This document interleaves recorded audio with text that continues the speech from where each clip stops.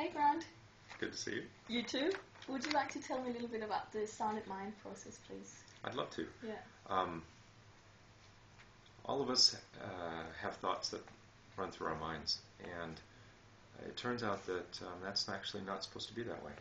Okay. If a person has healed some very early developmental events in development before they were born, Yeah. their mind gets quiet, and it can be quite an experience.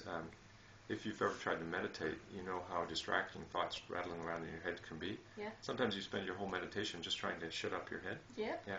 Well, this process actually makes your head quiet. Okay. And not only that, it makes it quiet all the time. So if you're a meditator, by the way, meditators really like this process.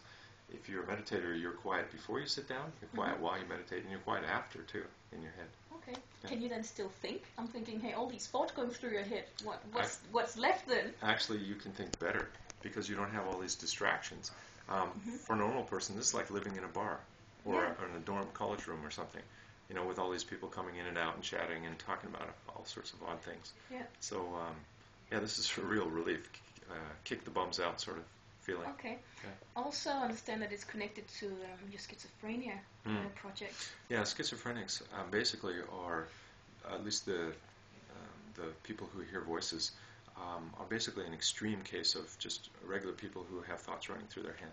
Okay. And I developed this process originally from my dad.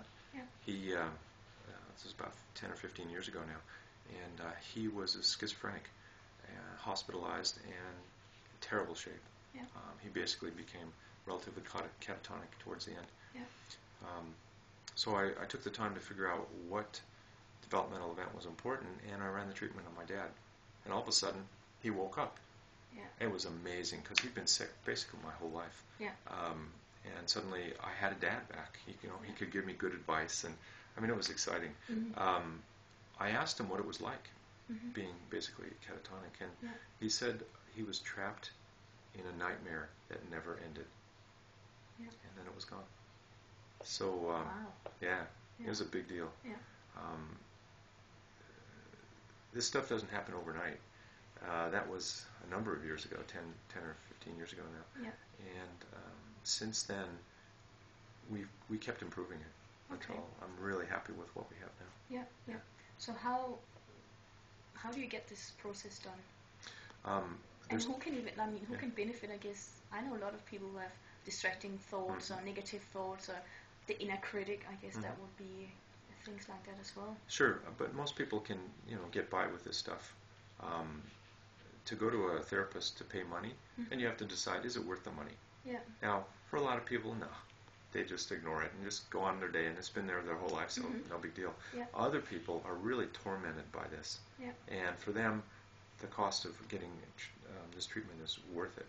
But I'm also thinking if people always had these voices or thoughts, negative thoughts in their mind, they won't even know that it's possible to get rid of them.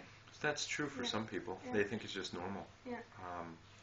And then other people, it sort of came on later, and they started to notice, wow, I'm really having a problem with this. Okay. Yeah. The bottom line is, no matter what's going on, if your head's not silent, if you just sit there in a room and all you hear is the sound of what's around you, then you have this particular condition, this particular problem. Okay. Yeah. So it's quite remarkable. I remember when I did it on myself, when I developed this, it was months before I got used to having a completely silent head. Just going, wow. I didn't realize how loud it was in there until it was gone. Yeah. I've had some people tell me that it's like I have this refrigerator in the background, an old noisy one. It's like it's just being turned off. Yeah. People's reactions are different. Some people suppress this really well, and like you say, it's like an air conditioner or a refrigerator or something in the background. Yeah. Other people can actually hear it as spoken words, and for them it's more distracting. Like you say, the negative critic thing. Yeah. And then of course the schizophrenics are really in trouble because they can't shut it off. They want to go to sleep, and this stuff just keeps going on and on and on. Okay. Yeah.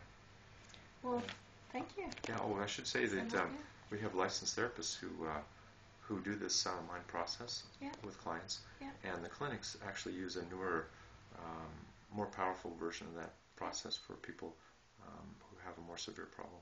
Okay. Yeah. Thank you. My pleasure.